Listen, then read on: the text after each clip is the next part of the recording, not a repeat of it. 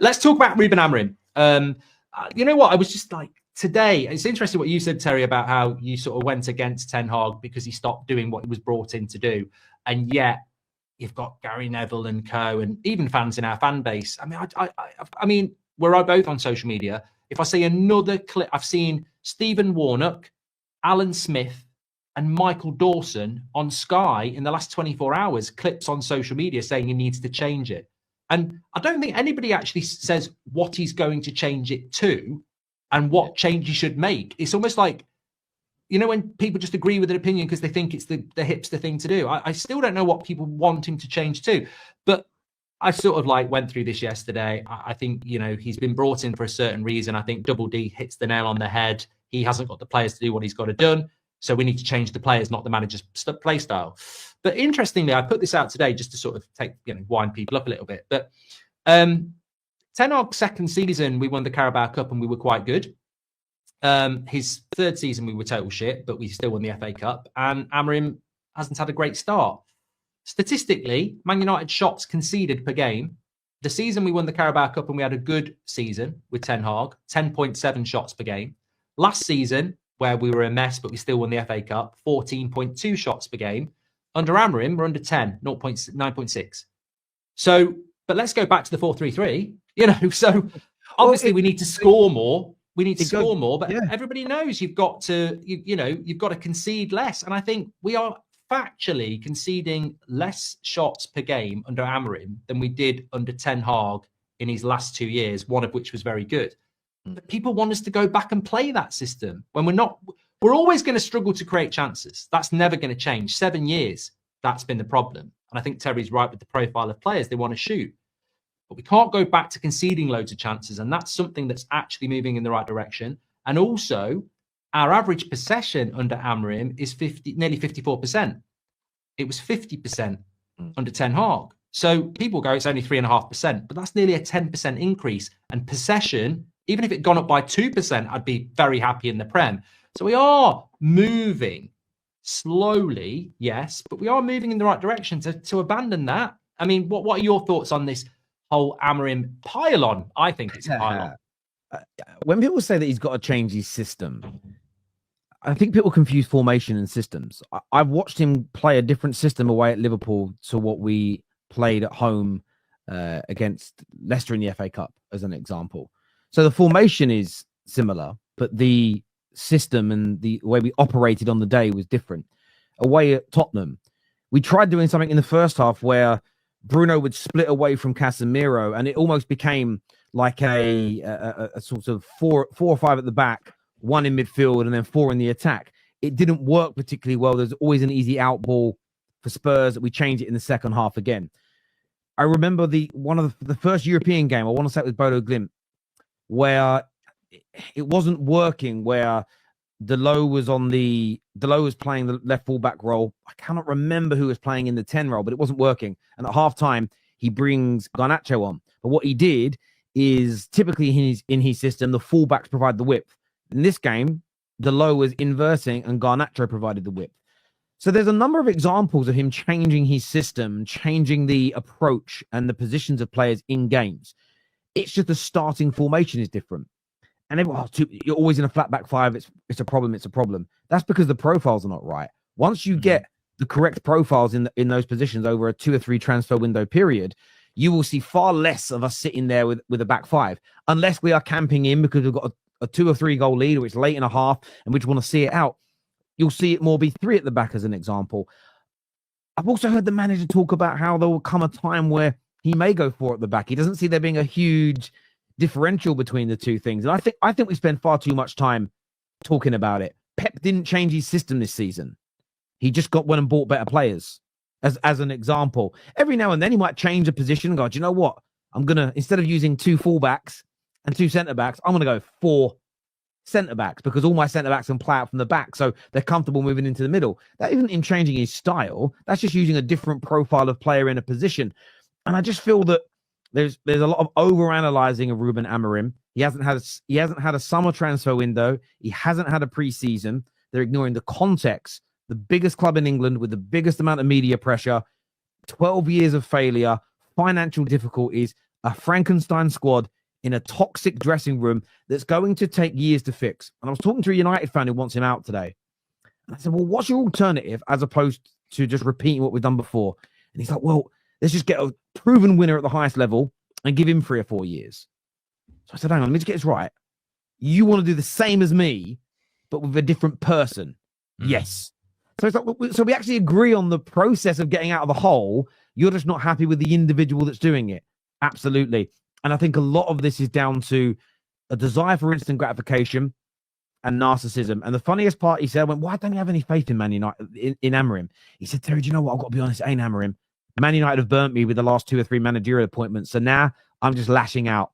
And it reminded me of a few of my mates that have had bad breakups that suddenly never want to get into a new relationship. Don't like women anymore because they got heartbroken by one. And I'm sitting there and I'm thinking, like, you can't treat the club that way, though. You know, you can't treat Amorim badly because of what a previous manager did. And that's what I'm trying not to do in this circumstance. So I think there's a lot of overanalyzing of Amorim. I know why they're coming for him because it gets clicks, it gets attention. Where Man United, factually, we're everybody's biggest rival. Everybody wants us to fail. But my message to United fans is this. Rivals want Amorim sacked. When it was Ten Hag, when it was Ollie, they wanted him to stay. Take whatever the rivals are asking for, go with the opposite. Go with the opposite. Yeah, exactly. It always reminds me when they wanted Fellaini to be picked against us. But no, I think that I think you're spot on because I think we've spoken about this quite a lot in the community, but I genuinely think that, you know, those books you can get on Amazon, like I sometimes buy them when I don't know what I'm doing about something like cooking a cake for dummies or, you know, changing a light bulb for dummies. And I think punditry for dummies is talk about changing tactics and formation because it almost convinces everybody and makes you sound like you know what you're on about. And you get these hipsters on TikTok talking about what Amorim needs to tweak to make Man United great. But we already know that Man City, Liverpool, Arsenal, we were absolutely fine. And yeah, you can put it down to players get up from those games and they concentrate more. Yeah, I think there's less errors, but also we were set up differently because they're teams that we've got to respect. Whereas you get Leicester at home, they're going to sit back. We've always struggled traditionally under every manager with a low block. So it's an inherited problem. Also, I think the concentration levels drop and you get more misplaced passes. And we've seen, like you say, we've seen tactical differences. I've done watch-alongs and people have said, we're actually playing a back four at the moment. And I'm going, yeah, I think you are. I think Martinez has moved across there. Delo's moved in here. I think you're right. So those things are already happening, but you get this very basic analysis of a football game that, oh, he needs to change his tactics, his formation. And you almost put your hand up and go, well, what would you do then? Oh, I go back to what Ten Hag did before. And then you go back and you show him the stats and go, that didn't actually work. We actually sacked him in November, just as a, you know, put my hand up again. And I think also that one of the worst things about any situation, and, you know, I've been down the pub with a mate before and he said, we're getting divorced. And I'll be like, we were around your house at Christmas, you're having a right laugh.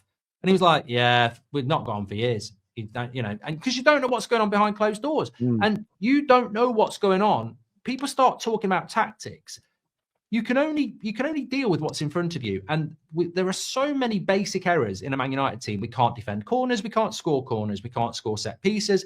We can't create chances. We don't pick up the runners. We're no good on cutbacks. Our goalkeeper makes mistakes. We misplace passes. We play the wrong pass. We shoot from distance. These are all basics that tactics don't teach you. You should already know. But also you get people saying, oh, do this, do that, do this, do that. If we do this, if we press better like this. Yet none of us have got access to Carrington. None of us know what the instructions are. Maybe Amorim's doing exactly what you say and exactly what I think or exactly what he thinks. And they're just not doing it.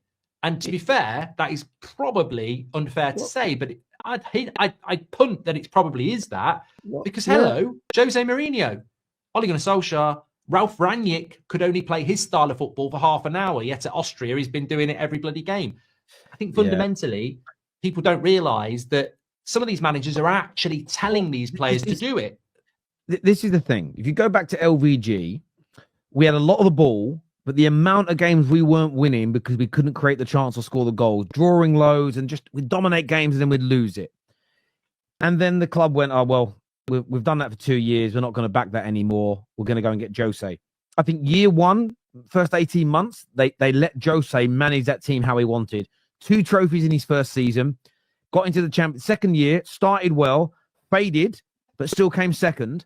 But gave him a new deal. You came to that March, and he walks into the room, and I know this might upset Player FC, but I don't care. I love the 2 players, by the way, but I don't care about the individual or the manager. It's the roles. We've got to get rid of Martial and Pogba for X, Y, and Z reason for us to go to the next level. Instead of backing the manager, they said no. That is where the player power issue sort of started for me. Jose loses control. Ever since that moment, we can argue from LVG, really, because we decided to stop. We didn't give him what he needed to make it work. He didn't have enough technical players, didn't have an out-and-out experienced goal scorer. And then from the Jose moment onwards, every manager has been made to adapt to the players that we have, as opposed to being able to implement their style, their way of operating, their players. And you can't always land, even Fergie didn't get all of his targets. There's loads of famous examples of players from Batistuta to Shearer to Gaza that he wanted, that he never landed, but he was still able to do it in his image. And for me, that's where we've gone fundamentally wrong. And I look at this now and think, well, why haven't we had the same great start and win percentage that the others got? 50, 60, some of them even 70% win ratios like Ollie. Well, it's because it's the first manager that says, I'm not adapting to you, which is, people can call it hopium or copium, and that's a colloquial term for it. But that's why I have a bit more faith in this, because it feels different to before. And this is what I was asking for. So it's probably why I'm more patient with everything than other United fans, is because most of what we're doing, barring the redundancies and the charity stuff we mentioned earlier in the stream, it's what I've been asking for. And I've not been asking for it because I know more than the average bear. I don't think I'm a better football fan. I've just looked into, studied, and listened to the rivals of clubs that are very successful in this last decade on how they built their structure, how they manage their club, and how they operate. So all I'm asking for is us to do what the other modern day teams do. And if we do that well enough over a 3 to 4 year period, there's a chance we could get somewhere back close to the top. What I don't want is for us to repeat the mistakes we've made in the last 12 years again. That, for me, seems ridiculous, to repeat the same mistakes again, as opposed to looking at the models that have worked and doing something similar. And just my final point on that is, it's not even about building the team in Amorim's image for him.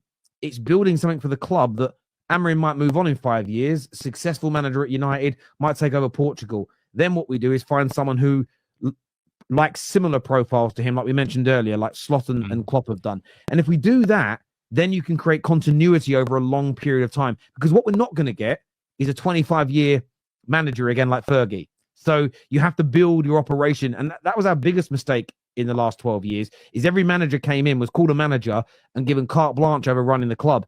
It's just ridiculous. Managers aren't even trained now in their younger years to run football clubs. They're all head coaches.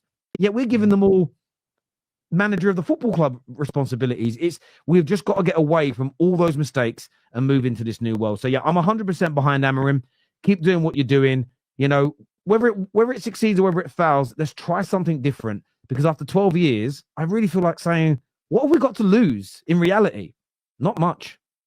Yeah, I agree with you on the Amorim thing. Obviously, I'm not going to agree with you on the Ineos thing, and I actually would say that I would say that actually Ineos have damaged Amorim by not letting him come in the summer, which is what he wanted to do, because they've thrown him into this situation where he's losing every week. And the problem is, every fan base has its idiots and intelligent people.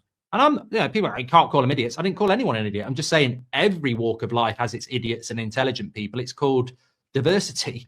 And when you bring a manager in that's losing every week, and some people don't have patience and don't have depth of knowledge, like you've just displayed there, they'll be going, get this manager out, get this manager out. And you're absolutely correct. Like, patience, not talking about patience with Ineos, not talking about patience with the Glazers or people getting the sack, but the manager, you got, it seems to come down every manager. It was 3 years, then it was 2.5 years, then it's 2 years, now it's 6 months.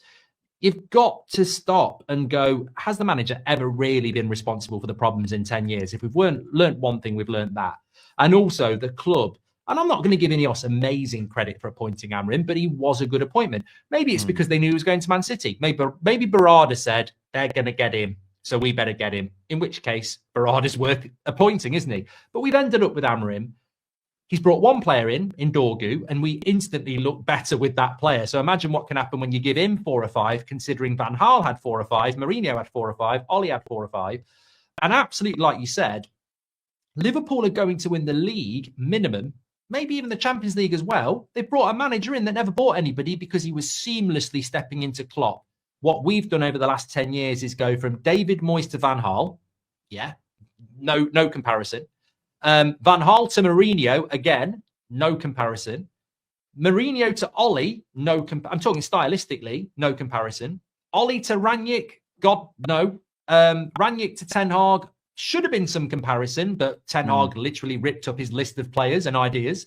And then we've gone Ten Hag to Amorim, which, as we know, systematically and stylistically is very different. So I think that's a great idea, but that can only happen with patience. We've got to start having a vision where, even if it's a new United way, there is a United way that can be passed on to somebody else, because it's cost us hundreds of millions of pounds having to keep.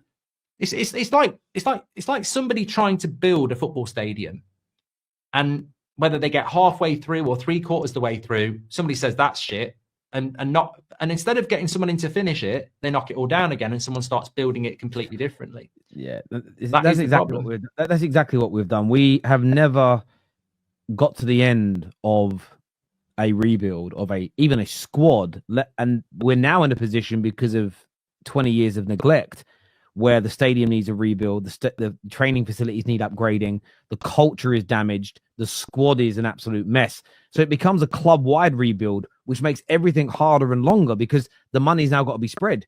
If for instance, the Glazers had improved the stadium, training ground and everything else, and the ethos and the culture was great, we could focus all of our resources on the squad. But now those resources have got to be spread across every facet of the football club, because the whole thing has been allowed to rot. Which is why I don't take the mainstream media seriously with their criticism, because everything is I'm hearing pundits talk about, they're 15th because of Amorim. No, we're 15th because of every mistake that's been made in the last 20 years, and every mistake made post-Fergie. I've even seen United fans online jumping on this, doing Woodward revisionism. Things were better under Woodward. We bought better players. At least we spent money. Well, the reason we don't have as much money now is because of all the money he wasted.